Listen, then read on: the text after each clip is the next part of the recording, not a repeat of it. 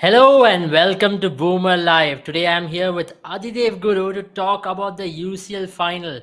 As we are live, welcome Adidev sir on the show because it's your first time with Boomer 11. I hope you're feeling well and let's get going, yeah? Yeah, absolutely. Can't wait to start. Absolutely. Aditya, you know, these two teams have really made it in Europe this season, isn't it? Right. Because not just, let's talk about them domestically first up. Let's talk about Real Mm, Madrid, right? mm. They've been exceedingly well in the Spanish league because they've done really good this time around. You know, to Right. win the league, with game sparing, that was a momentous effort, isn't it? Right, absolutely. Because if you look at the season as well, um, the way the season has gone, I mean, you can only blame them for actually slipping up in the middle. If I'm not wrong, in the winter break, I think Yeah. after they got back from the winter break, they slipped up for the first two games, if I'm not wrong. But before that, they just set the precedent for it being a pretty one-dimensional season, because a pretty one-dimensional season when it comes to the number of competitors to that particular title. For a moment, we're thinking that probably Sevilla is going to be that team which Yeah. challenges them for that particular Mhm. title, because Barcelona, let's be very honest, were never in the picture for that, and neither was any other team, to be very honest. But that is the dominance of Real Madrid. That has been the dominance of Real Madrid in the La Liga. Whatever you say about how they appear to be visually when you're Yeah. watching games, what do you say about Carlo Ancelotti's system, Carlo Ancelotti's tactics? But somehow he has been pragmatic enough with the resources that he has had at Mm. his disposal.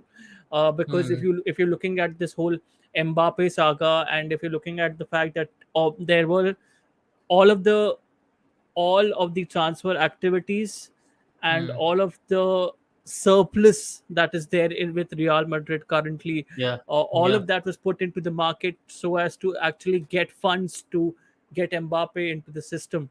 But Yeah. even while doing that, they kind of managed to keep the core. Carlo Ancelotti managed to keep the core happy, managed to Mm. keep the core satisfied. Uh, the whole midfield trident of KCM, as we call Mm. them Yeah. popularly, they Yeah. really worked out well. Murthy, as I call them. Trimurti, that really worked out well. So Absolutely. all in all, a really really positive season for Real Madrid. When it comes to True. Champions League as well, uh, if you're asking a Chelsea fan, I mean, you can definitely, a Chelsea fan would tell you pretty Yeah. honestly that yes, they are the team of comebacks, True. and they just invite pressure Not gonna upon lie, I am a themselves. City fan, and Yeah, you can't. yeah, I'm just, exactly, I've felt it as well. So, as a exactly. Chelsea fan, as a City fan, I have felt it. Let's talk about system because you did speak about Carlo Ancelotti's system, Right, especially in the right. game, the first leg against City. You saw them press in burst. They were not pressing throughout the Yeah, game, but there were certain periods in which they were applying pressure on City, which really right, got them going. Right. right. Today's game, it's a last game of the season, and it's just one night. It's Can they give it all? Can they play that football where they're going to press Liverpool? I know it's going to be very tough to counter press Liverpool, right? Because Mhm. to maintain intensity with Liverpool with the midfield, considering the age factor, considering a lot of factors, do you reckon Real Madrid are going to go press them tonight? I don't think that they're going to press them out of the game. There will be the what I'm thinking in my head is they will take the risk of inviting pressure upon themselves. Something like a Tottenham has done for a major part of the season this time out, where they're inviting pressure upon themselves so as to get that high line even higher and then exploit the space in behind. Because Real Madrid right now, I just made the comparison with Tottenham and Real Madrid, but I'm not exactly saying that both of them are on the same level. But I'm just talking about how these are some similarities that we probably see that we Yeah. could probably see with Real Madrid this game as well, because they in some of the previous fixtures they really have invited pressure upon themselves, so that they keep a mid block, and after that, when they see those runs in behind, when they see spaces in behind the opposition fullbacks or behind the opposition centre backs, you have a Karim Benzema and a Vinicius to probably exploit that. So they have really good direct runners in both wings as well. If Valverde plays, because I think Valverde would play in the right wing, so Yeah. as to contain the threat that would be there on that particular wing from Andy Robertson, and as Mm. well as from Amane or Diaz, whoever starts at that Right. particular wing. Right. So you need that double cover when obviously Dani Carvajal has aged legs, and Yeah. definitely you need a cover in front of him. Then that is Fede Valverde to actually contain these two players, and so as to not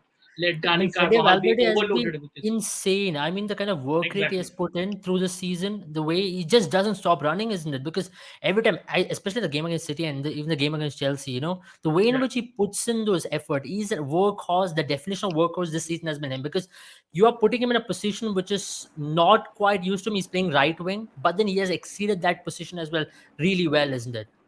Yeah, I mean, absolutely. Because if you're looking at Fede Valverde's work rate as well as his defensive awareness is absolutely on point, and that is helping Dani Carvajal as well on that particular flank, and Yeah, that happened against Chelsea as well, and that happened against Manchester City as well.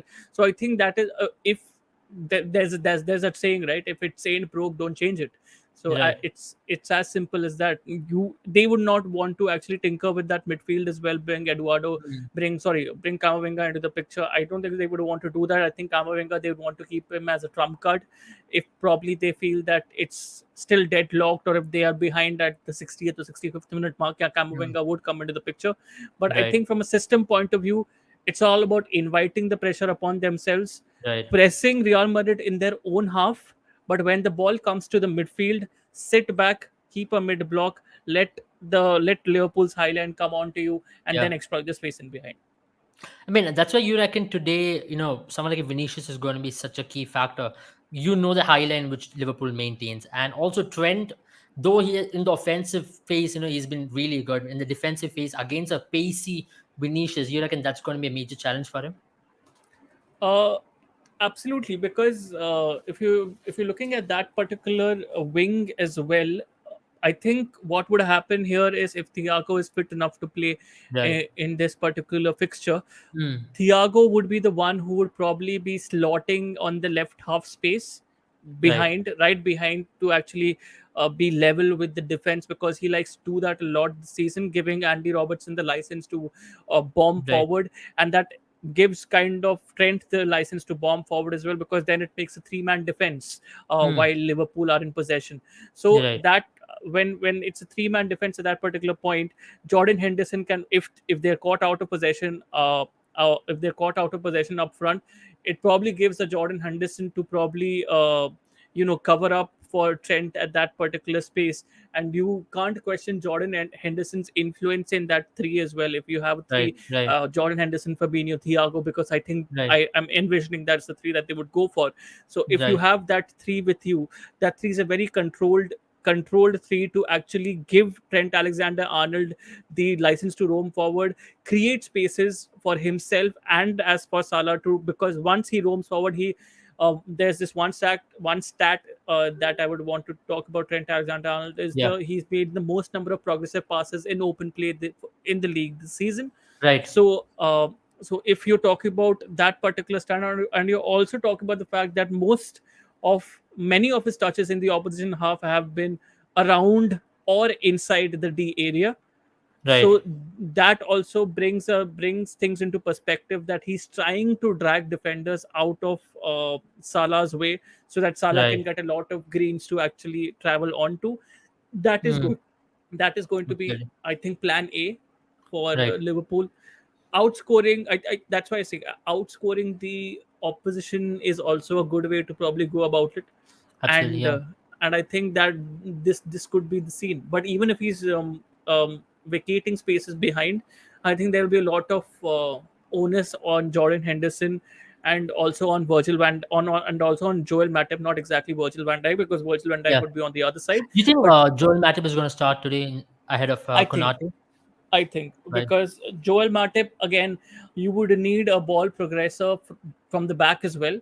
And if you Right. look at the number of passes that the number of progressive passes that Joel Matip has done this season, they are more than Virgil van Dijk, because Virgil van Dijk has Right. taken a backseat when it comes to uh, directing those passes Absolutely. to the final three.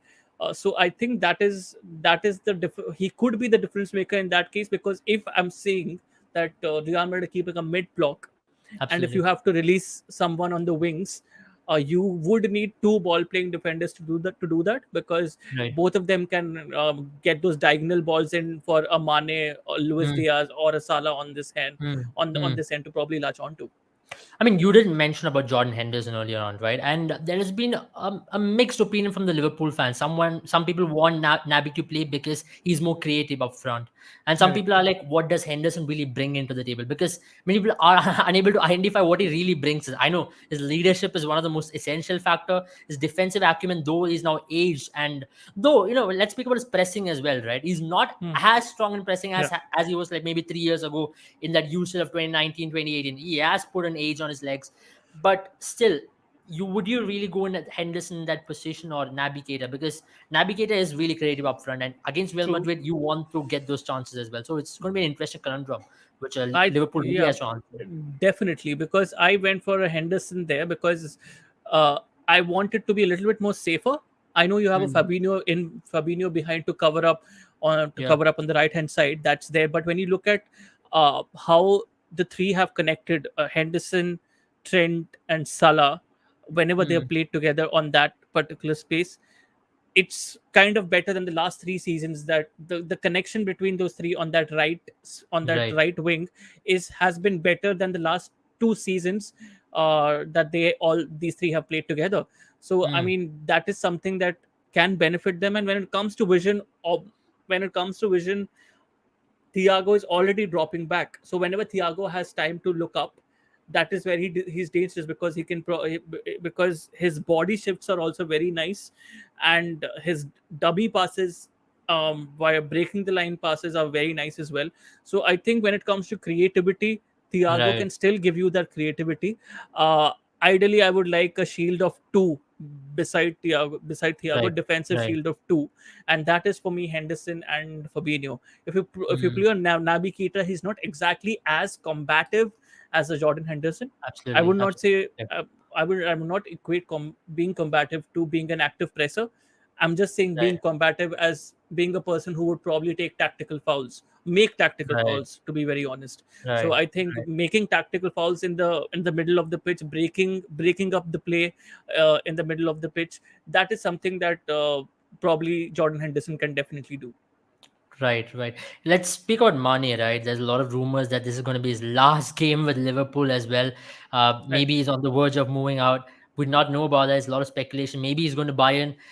How much of an impact he's going to be? Because there have been instances, or more often than not, you've seen towards the latter part of the season where he's been used as a false nine by Jurgen Right. Klopp, and he's Right. succeeded pretty well in that position as well. And Right. if you look at that Wolves game as well, in that Wolves game also, he was really, really impactful playing that position. Do you reckon that that's going to be a position he's going to be playing today? And how do you reckon he's going to go up front against, especially someone like Eder Militao, who's not had the best of latter seasons today?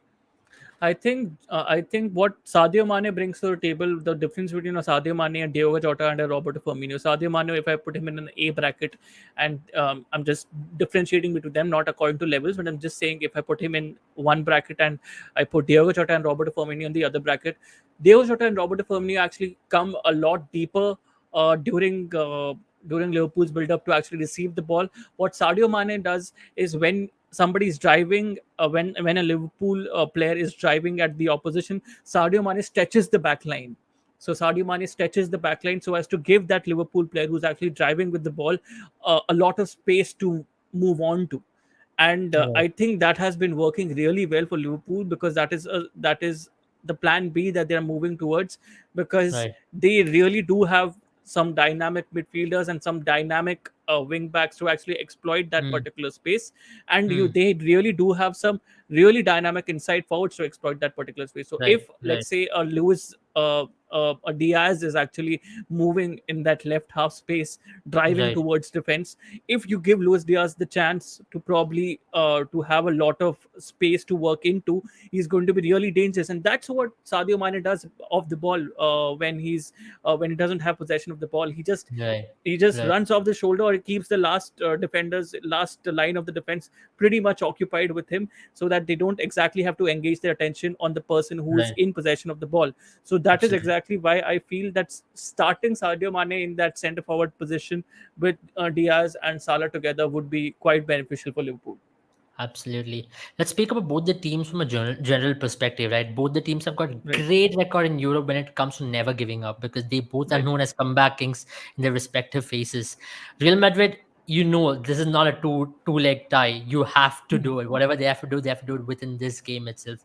You Right. reckon that mentality is going to play a huge factor, especially if Liverpool goes two ahead, for an example. You reckon Real Right. Madrid has gotten them to come back 3-2 or even equalize play it on level? Because we've seen in a particular game, Real Madrid always struggles to come back. Though they have done it in La Liga, but especially when it comes to European football, in Champions League this season, the pressure is different. The intensity is going to be different from Liverpool. The occasion can get to them today. But they have done it twice already. They have done it against City. They have done it against Chelsea, and they have done it in the past as well. In the Champions League, they are the king of comebacks.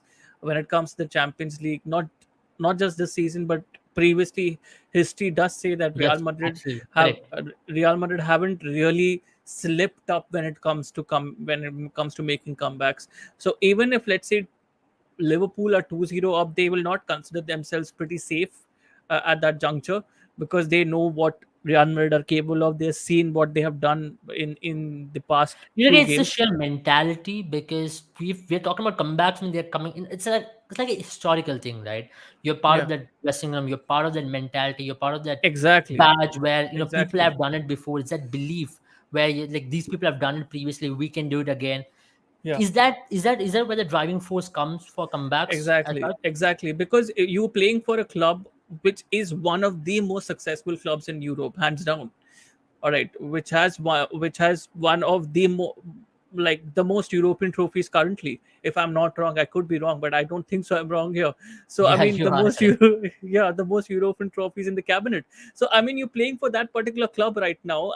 There are some things, there are some elements. When it comes to the mentality, there are some elements, there's some influential elements that will trickle down to your brain and then make you play the way Real Madrid have played in the past two to three games. And the person who's at the helm as well of Real Madrid right now is Hmm.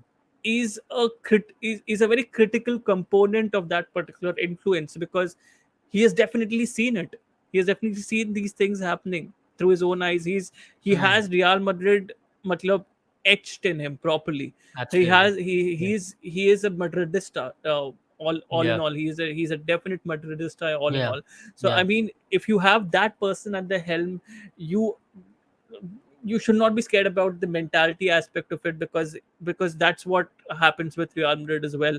And when you look at the team, then look at the composition of the team, and why the mentality aspect of it is all the more important.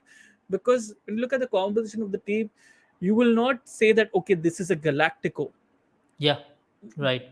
You will not exactly talk about certain player. Talk probably Benzema is not a Galactico. Yeah, Vinicius is they've not a got stars Galactico. and superstars, not really Yeah, cult figures. you look at a Galactico, you look at a Zidane as a Galactico, look at a David Beckham as a Galactico, you Yeah. look at a Luis Figo as a And Galactico. they don't Those have are cult figures. Galacticos. That's very, very These are interesting because these Cristiano Ronaldo was a cult figure. But Cristiano here you Ronaldo don't was a have that. Galactico. Exactly. This Cristiano Ronaldo was a Galactico. The last Galactico that they signed was an Eden Hazard. Yeah. That's And all. I'm sure he's Yeah. not going to play today unless Exactly. there's something He's not really going to play today. drastically gone wrong So with either these of the are team. this is a team which is built up of superstars.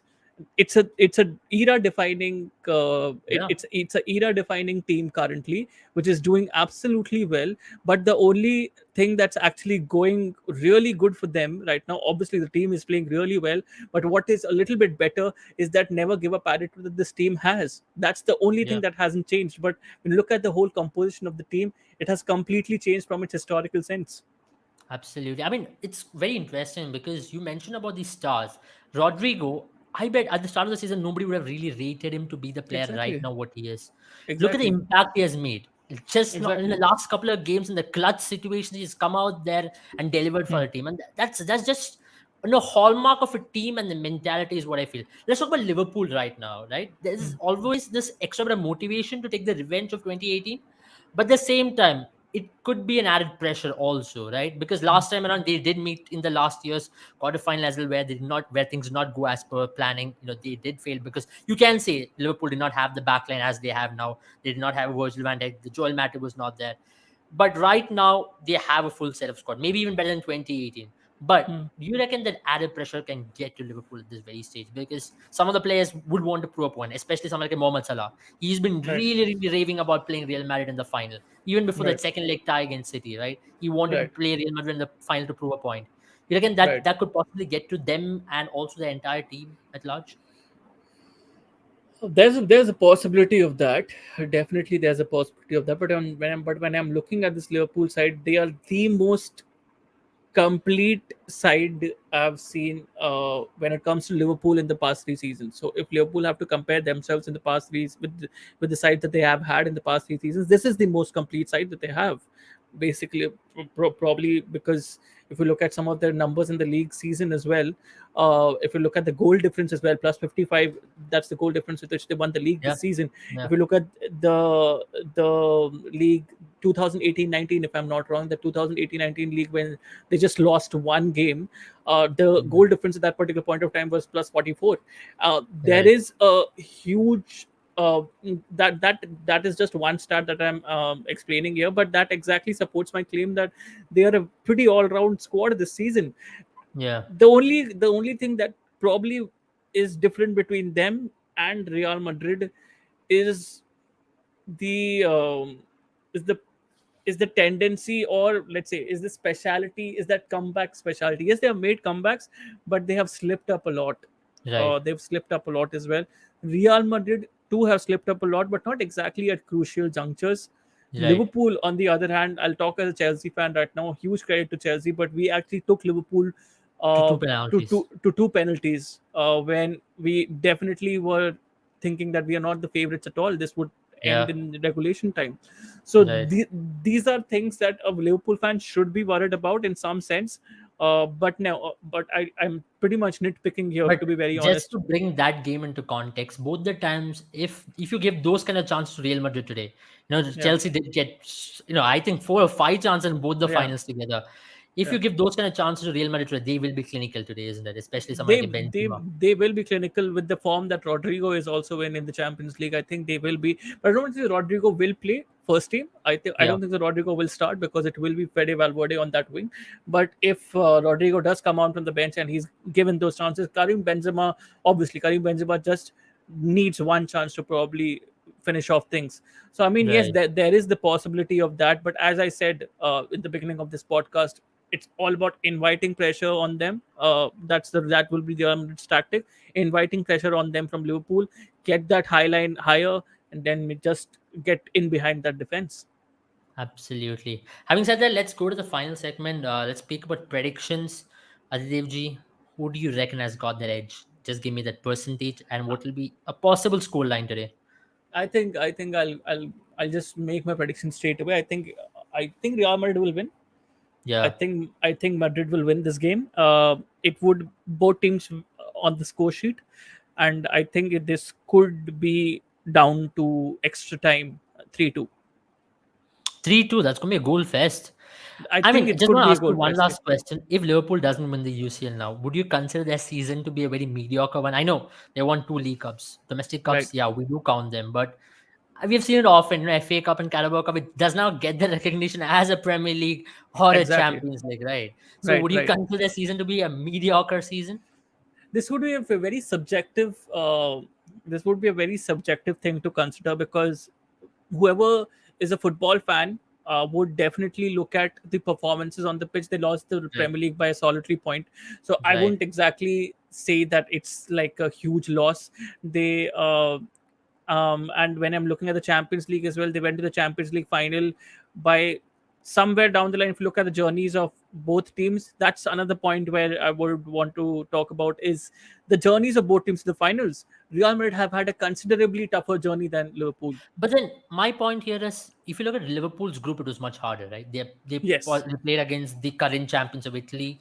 They Yeah. played against Atletico Madrid, the former champions of Spain, But and of course Porto as when you well. talk about Atletico Madrid as well, Atletico Madrid have not been the team that Yeah, that's right. many of them would have expected them to be, right? Mm, So they played against that particular side. When you're talking about the current champions of Italy right now, uh, even they took their even they took it to the last day to probably decide the championship, right?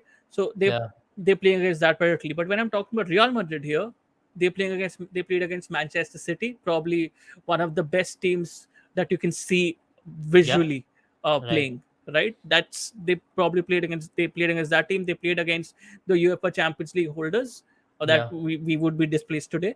That is Yeah. Chelsea, right? Yeah. They played against these two teams on form at that particular time, Yeah. really on form at Yeah. that particular Yeah. point of time. That's the difference that I'm talking I mean, about. Like both the they games, you have to give it to Real Madrid. They were challenged. Chelsea, the second leg, exactly right, any other team would have really given up because the momentum right, was not in their favor at all. yeah. And these are the comebacks which haunt you for a long period of time as well. Yeah, I I mean, know, don't get me wrong. I mean, Liverpool have.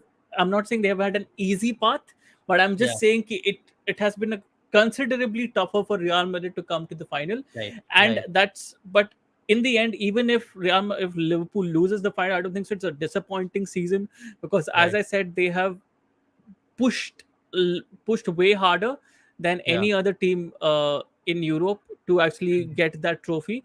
They absolutely, have been an absolute powerhouse in the English Premier League. right, I don't think so. Anyone can touch Manchester City and Liverpool in terms of how they have built their legacy in right, England and yeah, for English football. The kind of symbols that both of them have been for English right, football. I think it's nobody can challenge them. So I think these are some things that uh, Klopp would still be happy about and would come back next season. And then if he loses today, like that's if yeah. he loses If tonight, failures, that's yes, if there's a big if. But yeah, I mean yeah, it has been a hugely successful season for both clubs, man. yeah. No doubt about that. I'll also give slight edge to Real Madrid, just considering that the calm heads they have out there, the experience of playing in finals. I think this is their fifth final, right? It's going to be their fifth final I with the think it's midfield going to be final. the yeah, I think it's going to be the fifth final. Fifth final, and that's a lot, and that's a Yeah, lot. And they've not lost any of them. And yeah, last time they lost a Champions League final, it was with this same team in this same place back yeah. in 1981. I don't know if they're going to take a revenge over that. If that's their motivation, but let's see. Thank you, Adidev Bhaiya. It was a pleasure No problem. interacting with No you. problem. It'll be great to have you more of these lives in the future as well. Have a good time. Yeah. Cheers.